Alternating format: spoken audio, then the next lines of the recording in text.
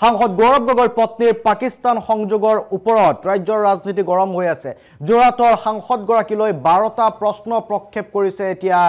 বিজেপিয়ে সামাজিক মাধ্যমযোগে এইসমূহ প্ৰশ্ন বিজেপিয়ে উত্থাপন কৰিছে আটাইকেইটা প্ৰশ্নৰ উত্তৰ দিবলৈ প্ৰত্যাহ্বান জনাইছে ৰাজ্যিক বিজেপিয়ে এতিয়া গৌৰৱ গগৈলৈ অসমৰ জনসাধাৰণক এই প্ৰশ্নবোৰৰ স্পষ্ট উত্তৰ দিবলৈ প্ৰত্যাহ্বান জনাইছে সাংসদ গৌৰৱ গগৈৰ পত্নী এলিজাবেথৰ পাকিস্তান সংযোগক লৈ ইতিমধ্যে ৰাজ্যৰ ৰাজনীতি গৰম ৰাজ্যই নহয় দেশৰ ৰাজনীতিও গৰম হৈ পৰিছে গৌৰৱ গগৈ প্ৰাক্তন মুখ্যমন্ত্ৰী তৰুণ গগৈৰ পুত্ৰ গৌৰৱ গগৈৰ পত্নী এলিজাবেথৰ কি সম্পৰ্ক আছিল পাকিস্তানী দূতাবাসৰ সৈতে পাকিস্তানৰ সৈতে তাক লৈ ইতিমধ্যে এইকেইদিন যি ধৰণৰ চৰ্চা চলি আছে আপোনালোক অৱগত হৈ পৰিছে কিন্তু আজি এই চৰ্চা গৌৰৱ গগৈয়ে প্ৰত্যুত্তৰ দি আছে কিন্তু আজি বিজেপিৰ ফালৰ পৰা ৰাজ্যিক বিজেপিৰ ফালৰ পৰা 12টা প্ৰশ্ন প্ৰত্যাহ্বান হিচাপে উত্থাপন কৰিছে এই 12টা প্ৰশ্ননো কি কিয় গৌৰৱ গগৈৰ বাবে প্ৰত্যাহ্বান এই 12টা প্ৰশ্নৰ উত্তৰ গৌৰৱ গগৈ দিব পাৰিব নে নোৱাৰে এই 12টা প্ৰশ্নত এনে কি লুকাই আছে গ্ৰাউণ্ড জিৰ'লৈকে যাব বিচাৰিছো আমাৰ chief managing editor Ritusmin Sharma উপস্থিত আছে নিউজ ডেস্কত ঋতুস্মিন শৰ্মা আপোনাৰ ওচৰলৈকে আহিছো 12টা প্ৰশ্ন আৰু গৌৰৱ গগৈ 12টা প্ৰশ্নক লৈ বিজেপি আশা কৰিছে গৌৰৱ গগৈ ইয়াৰ উত্তৰ দিব আৰু এই উত্তৰে সকলো কথা স্পষ্ট কৰিব এই 12টা প্ৰশ্নত এনে কি লুকাই আছে হয় শান্তনু 72 ঘণ্টাৰ পূৰ্বে আমাৰ মুখ্যমন্ত্ৰীগৰাকীয়ে কেইবাটাও প্ৰশ্ন কৰিছিল গৌৰৱ গগৈক কিন্তু এতিয়ালৈকে সেই প্ৰশ্নকেইটাৰ পোনপটীয়া উত্তৰ দিয়া নাই গৌৰৱ গগৈয়ে তাৰ লগত আৰু 12টা প্ৰশ্ন এতিয়া এড কৰিছে যোগ হৈছে আৰু বিজেপি অসম প্ৰদেশৰ ফালৰ পৰা 12টা প্ৰশ্ন কৰা হৈছে মই এটাকৈ সেই 12টা প্ৰশ্ন আমাৰ দৰ্শকসকলক জনাব বিচাৰিছোঁ বিজেপি ফালৰ পৰা প্ৰথম প্ৰশ্নটো কৰা হৈছে যে বিয়াৰ 12 বছৰৰ পাছতো আপোনাৰ পত্নী এলিজাবেথ কোলবাৰ্নে ভাৰতীয় নাগৰিকত্ব গ্ৰহণ নকৰাৰ কাৰণটো কি ইয়াৰ আগলৈকে সুধিছিলে গ্ৰহণ কৰিছে নে নাই কৰা এতিয়া সুধিছে তেওঁ আজিলৈকে ভাৰতীয় নাগৰিকত্ব গ্ৰহণ নকৰাৰ কাৰণটো কি দ্বিতীয় প্ৰশ্ন হৈছে আপোনাৰ যি দুটা সন্তান আছে সেই সন্তান দুটাই ভাৰতীয় নে ব্ৰিটিছ পাছপোৰ্ট ব্যৱহাৰ কৰে ভাৰতীয় নে ব্ৰিটিছ পাছপোৰ্টত তেওঁলোকে যাত্ৰা কৰে সেইটো এটা পোনপটীয়া উত্তৰ বিচাৰিছে তৃতীয় প্ৰশ্নটো হৈছে যে গৌৰৱ গগৈৰ পত্নী এলিজাবেথে পাকিস্তান চৰকাৰৰ কোনো বিষয়াক সাক্ষাৎ কৰিছে নেকি অথবা এতিয়াও সংস্পৰ্শত আছে নেকি পাকিস্তানৰ কোনো বিষয়াৰ সৈতে সেই সম্পৰ্কত তথ্য প্ৰকাশ কৰা সাহস আছে নে গৌৰৱ গগৈ এই প্ৰশ্ন সুধিছে চতুৰ্থ প্ৰশ্নটো মই এবাৰ লৈ আহিছোঁ 12টা প্ৰশ্ন চতুৰ্থ প্ৰশ্নটো হৈছে এলিজাবেথে সিনেটৰ টম উডালৰ সহায়ক হিচাপে যেতিয়া পাকিস্তানক সমৰ্থন কৰা যিবিলাক নীতি সেই নীতি গ্ৰহণ কৰাত কোনো ভূমিকা পালন কৰিছিল নেকি এই প্ৰশ্নটো গৌৰৱ গগৈক বিচৰা হৈছে 5 নম্বৰ প্ৰশ্নটো এলিজাবেথে জৰ্জ সৰছৰ সৈতে সম্পৰ্কিত কোনো ব্যক্তি বা সন্থাৰ লগত যোগাযোগ ৰক্ষা কৰিছিলে নেকি সেইবোৰ জনসাধাৰণৰ বাবে আপুনি প্ৰকাশ কৰিবনে 6 নম্বৰ প্ৰশ্ন এলিজাবেথ যেতিয়া পাকিস্তানত আছিলে পাকিস্তানত থাকোঁতে এলিজাবেথে ভাৰতৰ বিৰুদ্ধে কাৰ্যকলাপ কৰা কোনো ব্যক্তি বা গোষ্ঠীক সাক্ষাৎ কৰিছিলে নেকি 7 নম্বৰ প্ৰশ্ন ভাৰতত ভিছা আবেদন দাখিলৰ সময়ত এলিজাবেথে পাকিস্তানী সন্থাৰ সৈতে থকা সম্পৰ্কৰ কথা প্ৰকাশ কৰিছিলে নে নাই কৰা যেতিয়া ভিছা আবেদন কৰিছিলে ভাৰতৰ ভিছা তেতিয়া এলিজাবেথে কৈছিল নেকি যে মোৰ পাকিস্তানৰ লগত সম্পৰ্ক আছে এই কথা জনাইছিলে নে নাই জনোৱা এলিজাবেথৰ ভাই বোৱাৰীৰ কোনো খ্ৰীষ্টিয়ান সংগঠনৰ সৈতে সম্পৰ্ক আছে নেকি এই খ্ৰীষ্টিয়ান সংগঠনে আপোনাক অৰ্থাৎ গৌৰৱ গগৈক এই খ্ৰীষ্টিয়ান সংগঠনে আপোনাক কোনো ধৰণে সহায় কৰিছে নেকি 9 নম্বৰ প্ৰশ্নটো হৈছে আপুনি পাকিস্তান হাই কমিছনক সাক্ষাৎ কৰাৰ সম্পূৰ্ণ তথ্য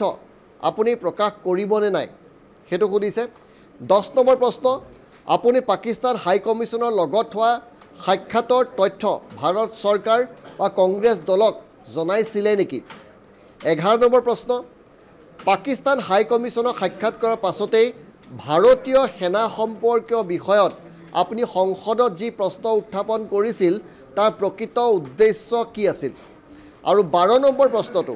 আপোনাৰ এনজিঅ অৰ্থাৎ গৌৰৱ গগৈ এনজিঅ আপোনাৰ এনজিঅ ফাৰ্ম টু ফুডে জৰ্জ সৰছ বা খ্ৰীষ্টিয়ান সংগঠনৰ পৰা কোনো ধৰণৰ আৰ্থিক সহায় লাভ কৰিছে নেকি শেষৰ লাইনটো লিখিছে মাননীয় সাংসদ মহোদয় আপুনি জনসাধাৰণক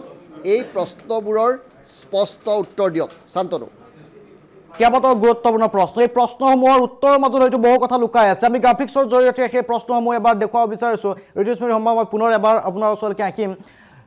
বিজেপিৰ 12টা প্ৰশ্ন গৌৰৱ গগৈ বিবাহৰ 12 বছৰৰ পাছতো এলিজাবেথে ভাৰতীয় নাগৰিকত্ব কিয় গ্ৰহণ কৰা নাই ইতিমধ্যে আমাৰ সদস্য সাংবাদিক ঋতুস্মিন শৰ্মাই কৈছে সেই প্ৰশ্নসমূহ উল্লেখ কৰিছে দ্বিতীয় প্ৰশ্ন আছিল গৌৰৱৰ সন্তানদ্বয়ে ব্ৰিটিছ নে ভাৰতীয় পাছপোৰ্টত যাত্ৰা কৰে সেয়াও আছিল বিজেপিৰ প্ৰশ্ন গৌৰৱ গগৈলৈ তৃতীয় প্ৰশ্ন এলিজাবেথৰ পাকিস্তানৰ সম্পৰ্ক সন্দৰ্ভত তথ্য প্ৰকাশ কৰাৰ সাহস আছে নে নাই বিজেপিয়ে সুধিছে সাংসদগৰাকীক প্ৰশ্ন নম্বৰ 4 এলিজাবেথে পাকিস্তানক সমৰ্থন কৰা নীতি গ্ৰহণত কোনো ভূমিকা পালন কৰিছিল নেকি কাৰণ দেশৰ আভ্যন্তৰীণ নিৰাপত্তাৰ সৈতে জড়িত বিষয় বুলি ইতিমধ্যে ৰাজনৈতিক মহলত চৰ্চা লাভ কৰিছে প্ৰশ্ন নম্বৰ 5 এলিজাবেথে জৰ্জ সৰোজৰ সৈতে সম্পৰ্কিত ব্যক্তি বা সংস্থাৰ লগত যোগাযোগ কৰিছিল নেকি এইগৰাকী জৰ্জ সৰোজ কিছুদিন পূৰ্বে চৰ্চিত হৈছিল সংবাদ মাধ্যমত প্ৰশ্ন 6 পাকিস্তানৰ এলিজাবেথে ভাৰত বিৰোধী কোনো ব্যক্তি বা গোষ্ঠীক সাক্ষাৎ কৰিছিল নেকি পাকিস্তান চিৰশত্ৰু প্ৰশ্ন নম্বৰ 7 আছে ভাৰতৰ ভিসা আবেদনৰ সময়ত এলিজাবেথে পাকিস্তানৰ থকা সম্পৰ্কৰ কথা প্ৰকাশ কৰিছিল নেকি প্ৰশ্ন নম্বৰ 8 এলিজাবেথৰ ভাই বুৱাৰী কোনো খ্ৰীষ্টিয়ান সংগঠনৰ সৈতে সম্পৰ্ক আছে নেকি খ্ৰীষ্টিয়ান আগ্ৰাসনক লৈ অসমত বিভিন্ন ধৰণৰ চৰ্চা চলি আছে 9 নম্বৰ প্ৰশ্ন পাকিস্তান হাই কমিছনক সাক্ষাৎ কৰাৰ সম্পূৰ্ণ তথ্য প্ৰকাশ কৰিবনে বিজেপিৰ প্ৰশ্ন আন এক প্ৰশ্ন উত্থাপন কৰিছে পাকিস্তান হাই কমিছনৰ লগত হোৱা সাক্ষাতৰ তথ্য ভাৰত চৰকাৰ বা কংগ্ৰেছক জনাইছিল নেকি আৰু দুটা প্ৰশ্ন আছে প্ৰশ্ন নম্বৰ 11 পাকিস্তান হাই কমিছনক সাক্ষাৎ কৰাৰ পাছতে সংসদত উত্থাপন কৰা প্ৰশ্নৰ আৰৰ উদ্দেশ্য কি আছিল 12 নম্বৰ প্ৰশ্ন ফাৰ্ম টু ফুড য়ে জৰ্জ সৰোজ খ্ৰীষ্টিয়ান সংগঠনৰ পৰা আৰ্থিক সহায় লাভ কৰিছে নে কৰা নাই এটা গুৰুত্বপূৰ্ণ প্ৰশ্ন বিজেপিৰ মতে এই প্ৰশ্নসমূহৰ উত্তৰ যদি গৌৰৱ গগৈয়ে দিব পাৰে তেনে প্ৰেক্ষাপটত সকলো জলজট পটপট হৈ পৰিব ঋতুস্মিন শৰ্মাৰ ওচৰলৈকে আহিম তাৰ পূৰ্বে এই গৌৰৱ গগৈৰ পত্নীৰ পাকিস্তান সম্পৰ্কে বিগত সময়ছোৱাত এটা ৰাজনৈতিক যুদ্ধৰ পৰা এতিয়া এক আইনী যুদ্ধলৈ আগবাঢ়িছে কাৰণ গৌৰৱ গগৈৰ পত্নীৰ পাকিস্তান সম্পৰ্কে এছআইটি গঠন কৰা হৈছে এতিয়া আৰু এই এছআইটি সম্পৰ্কে মুখ্যমন্ত্ৰীৰ নিৰ্দেশৰ পাছতেই তৎপৰ হৈছে অসম আৰক্ষী পাকিস্তানৰ আলী তাকিৰ শেখৰ বিৰুদ্ধে গোচৰ ৰুজু কৰা হ'ল অৱশেষত এছআইটি গঠনৰ পাছতে চিআইডিত আলী শেখৰ বিৰুদ্ধে গোচৰ ৰুজু হৈছে চিআইডিৰ 05/25 নম্বৰত গোচৰ ৰুজু হৈছে য'ত বিএনএছৰ 48 152 61 197 এক ধাৰাত গোচৰ ৰুজু হৈছে RW13 1 ধাৰাতো গোচৰ ৰুজু হৈছে আলী তাকিৰ শেখ পাকিস্তানৰ পৰিকল্পনা আয়োগৰ হৈছে উপদেষ্টা পাক চোৰাংচোৱা সংস্থা ISR সৈতেও ঘনিষ্ঠ হ'ল এইগৰাকী আলী তাৰিক গতিকে আলী তাৰিক ISR সৈতে ঘনিষ্ঠ গতিকে এইগৰাকী আলী তাৰিকৰ সৈতে গৌৰৱ গগৈৰ পত্নীৰ কোনো সম্পৰ্ক আৰু সেয়াই ভাৰত বিৰোধী কোনো ষড়যন্ত্ৰ বুজাইছে নেকি তাক লৈ এতিয়া তদন্ত হ'ব গোচৰ ইতিমধ্যে চিআইডিয়ে ৰুজু কৰিছে আজি আৰক্ষী সঞ্চালক প্ৰধানে কি ক'লে সম্পৰ্কে Under sections 48, 152, 61, 197(1) BNS, read with section 13(1) of UAP Act against Ali Takir Sheikh and unknown others. তদন্ত যেনেকে CID process hoy, legal process hoy, তেনেকে তদন্ত আগবাঢ়িব. It has been seen that the said Ali Takir Sheikhor G2 utterances ase or G2 behavior and activities ase, they are prejudicial to national security. So national security teobilakor activity ki how prabhav porise itu sabole plus tekhetor logot jodi conspiracy kunba jorito ase ba dekhot ba dekhor bairot অসমত বা বাকি ভাৰত দেশত যদি কোনবা মানুহ হিজনৰ লগত জড়িত আছে and they have conspired against the nation and national security, nobody will be spared. গতিকে ডিজিপিৰ মন্তব্য স্পষ্ট ৰাষ্ট্ৰীয় নিৰাপত্তাৰ লগত জড়িত কোনো ব্যক্তিকে ৰেহাই দিয়া নহ'ব বা তদন্তৰ তাত কম্প্ৰমাইজ কৰা নহ'ব ঋতুস্মিন শৰ্মা আপোনাৰ ওচৰলৈকে আহিছোঁ যদিও ৰাজনৈতিক মুখচুপতি ৰাজনৈতিক যুদ্ধ হিচাপে আৰম্ভ হৈছিল কিন্তু এই যুদ্ধ এতিয়া আইনী দিশৰ ফালে আগবাঢ়িছে মুখ্যমন্ত্ৰীৰ নিৰ্দেশৰ পাছত অসম আৰক্ষীৰ CIDত এতিয়া গোচৰ ৰুজু হৈছে গতিকে তদন্তৰ আওতাত অতি শীঘ্ৰেই গৌৰৱ গগৈৰ পত্নী অহাৰ সম্ভাৱনা আছে নেকি হয় ইতিমধ্যে 5জনীয়া SIT গঠন কৰি যে গোচৰ ৰুজু কৰা হৈছে সেই SITয়ে মূলতঃ 4টা বিষয়ত আসলতে তদন্তটো আগবঢ়াব সেই 4টা বিষয় মই আপোনালোকক কম কিন্তু তাৰ পূৰ্বে চৰকাৰৰ ফালৰ পৰা কি কোৱা হৈছে চৰকাৰৰ ফালৰ পৰা কোৱা হৈছে যে যেটো লিড পাকিস্তান নামৰ সন্থান এলিজাবেথে কাম কৰিছিল তাৰ প্ৰতিষ্ঠাতা যিজন আলী শেখ আছিল সেই আলী শেখ চৰকাৰৰ মতে তেওঁ অতীজত অসম বিৰোধী চক্ৰৰ যিবিলাক ষড়যন্ত্ৰ হৈছিল তাত জড়িত আছিল চৰকাৰৰ মতে ভাৰত বিৰোধী এটা বৃহৎ এজেণ্ডা চলাই এইগৰাকী আলী শেখে এই চৰকাৰৰ মতে আলী শেখ ISIৰ অতি ঘনিষ্ঠ আৰু পাকিস্তান চৰকাৰৰ বিষয় বাবতো তেওঁ আছে চৰকাৰৰ মতে তেওঁ এজন ব্ৰিটিছ নাগৰিক হৈ তেওঁ পাকিস্তানত থাকে আৰু ভাৰত বিৰোধী যিমানবিলাক কাৰ্যকলাপ চলাই যায় তাত তেওঁ অংশীদাৰ আছে আৰু চৰকাৰৰ মতে ISIৰ সদায় অস্থিৰ কৰা যদি কোনোবা দেশ অস্থিৰ কৰিব বিচাৰে কোনোবা ৰাজ্য অস্থিৰ কৰিব বিচাৰে অসমত এটা নেটৱৰ্ক ISI আগৰ পৰা আছে চৰকাৰে এইকেইটা কথা প্ৰকাশ কৰিছে আৰু সেইবাবে SITয়ে যিটো গোচৰ ৰুজু কৰিছে সেই গোচৰ অনুসৰি মূলতঃ শান্তনু 4টা বিষয় তদন্ত কৰিব ইয়াৰ প্ৰথমটো কৈ দিছোঁ অসম আৰু ভাৰতত আলী শেখৰ নেটৱৰ্ক কিমান শক্তিশালী অতি গুৰুত্বপূৰ্ণ যে আলী শেখৰ অসম আৰু ভাৰতত তেওঁৰ নেটৱৰ্কৰ যিটো গভীৰতা সেই নেটৱৰ্কৰ গভীৰতা কিমান এইটো SITয়ে তদন্ত কৰিব দ্বিতীয় এটা তদন্ত কৰিব আলী শেখৰ যি ভাৰত বিৰোধী কাৰ্যকলাপ সেই আলী শেখৰ ভাৰত বিৰোধী কাৰ্যকলাপত কোনে কোনে সহায় কৰে এইটো এটা তদন্ত কৰিব যিসকলে সহায় কৰিব তেওঁলোকৰ নামো আহিব আলী শেখৰ কাৰ্যকলাপ এটা বৃহৎ ভাৰত বিৰোধী ষড়যন্ত্ৰৰ অংশ নেকি আলী শেখে যিবিলাক কাম কৰি আছে পাকিস্তানত থাকি সেইবিলাক ভাৰত বিৰোধী ষড়যন্ত্ৰৰ এটা অংশ নেকি চতুৰ্থতে আলী শেখৰ ভাৰত বিৰোধী এজেণ্ডাৰ সহায়কসকলক চিনাক্ত কৰা আটাইতকৈ গুৰুত্বপূৰ্ণ মোৰ দৃষ্টিত শান্তনু যে আলী শেখৰ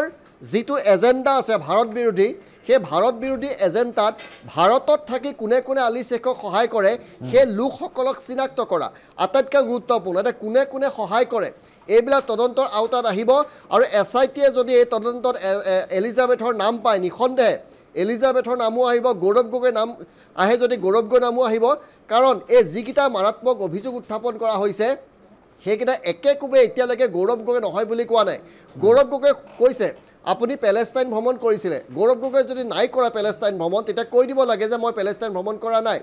তেওঁৰ পত্নীয়ে ভাৰতীয় নাগৰিকত্ব নাই লোৱা বুলি কৈছে গৌৰৱ গগৈ যদি ভাবে কৈ দিব লাগে যে মোৰ পত্নীয়ে নাগৰিকত্ব ভাৰতৰ গ্ৰহণ কৰিছে তেওঁৰ সন্তানে কিহৰ পাছপৰ্টত যাত্ৰা কৰে গৌৰৱ গগৈ উত্তৰ দিব লাগে যে মোৰ সন্তানে ভাৰতৰ পাছপৰ্টত যাত্ৰা কৰে এই ধৰণৰ পোনপটীয়া উত্তৰ গৌৰৱ গগৈ কিন্তু এতিয়ালৈকে দিয়া নাই যিমানকেইটা অভিযোগ জৰ্জ সৰছ বা কোনোবা খ্ৰীষ্টিয়ান সংগঠনৰ পৰা গৌৰৱ গগৈৰ সন্থালে পইচা আহে নেকি যদি নাই অহা গৌৰৱ গগৈ একেকোবে কৈ দিব লাগে যে জৰ্জ সৰছ বা খ্ৰীষ্টান সংগঠনৰ পৰা কোনো পইচা মোৰ সংগঠনলৈ অহা নাই এনেধৰণৰ পোনপটীয়া উত্তৰ দিলে মই ভাবোঁ এই মুহূৰ্ততে সেই বিতৰ্কৰ অৱসান ঘটিব আৰু চৰকাৰ পৰাজিত হ'ব কিন্তু গৌৰৱ গগৈ তাকে নকৈ কেতবোৰ চালে বেৰে কথা কোৱা আমাৰ পৰিলক্ষিত হৈছে গতিকে আমি ভাবিছোঁ গৌৰৱ গগৈ পোনপটীয়া উত্তৰ দিয়ক আৰু এই হিমন্ত চৰকাৰৰ মুখখন বন্ধ কৰক নিশ্চয় ধন্যবাদ জ্ঞাপন কৰিছোঁ ঋতুস্মিন শৰ্মা ইতিমধ্যে ঋতুস্মিন শৰ্মাই কৈছে যে গৌৰৱ গগৈৰ প্ৰতি যিবোৰ প্ৰশ্ন আছিল সেই প্ৰশ্নসমূহৰ উত্তৰ কিন্তু গৌৰৱ গগৈ দিয়া নাই গৌৰৱ গগৈয়ে কি কৈছে বিগত সময়ছোৱাত মুখ্যমন্ত্ৰীৰ আক্ৰমণ মুখ্যমন্ত্ৰীৰ অন্য মন্ত্ৰীসকলৰ আক্ৰমণ বিজেপিৰ মুখপাত্ৰসকলৰ আক্ৰমণৰ উত্তৰত গৌৰৱ গগৈ যিবোৰ উত্তৰ দিছিল সেই উত্তৰসমূহ কিমান দূৰ গ্ৰহণযোগ্য কাৰণ তাৰ পাছত বাৰে বাৰে পুনৰ বিজেপিয়ে প্ৰশ্নসমূহ উত্থাপন কৰি গৈছে আমি গৌৰৱ গগৈয়ে এই ঘটনাৰ কি ধৰণে প্ৰতিক্ৰিয়া ব্যক্ত কৰিছিল আজিও প্ৰতিদিনে আচলতে গৌৰৱ গগৈয়ে ইয়াৰ উত্তৰ দি গৈছে কিন্তু উত্তৰ কি ধৰণে দিছে তদন্ত কৰিব বিচাৰিছে যদি তদন্ত কৰক বুলি ওলোটাই এইবাৰ প্ৰত্যাহ্বান জনাইছে গৌৰৱ গগৈ আজি গুৱাহাটীৰ ৰাজীৱ ভৱনত গৌৰৱ গগৈ সংবাদমেলৰ আয়োজন কৰিলে আৰু সংবাদমেলত গৌৰৱ গগৈয়ে কি ক'লে চেহেৰা আৰু চকু চালেই মানুহে ধৰি লৈছে যে আগৰ হে সাহস আগৰ হে আত্মবিশ্বাসটো নাই আৰু মানুহ এইটোৱে মন কৰে যে প্ৰত্যেক দিন তেওঁৰ স্থিতি সলনি হৈছে প্ৰত্যেক দিন তেওঁ নতুন নতুন কথা কয় ছিংগাপুৰত এটা কথা ক'ব অসমত আহি বেলেগ এটা কথাৰ ওপৰত ফেচবুক পোষ্ট দিব আকৌ যোৱাকালি আকৌ বেলেগ তেওঁলোকৰ স্থিতি অসমৰ জনসাধাৰণে দেখিছে যে প্ৰত্যেক দিন মুখ্যমন্ত্ৰী নিজৰ কথাখিনি লাহে লাহে লাহে সলাই আছে কি যদি কিবা তদন্ত কৰিব লাগে তদন্ত কৰক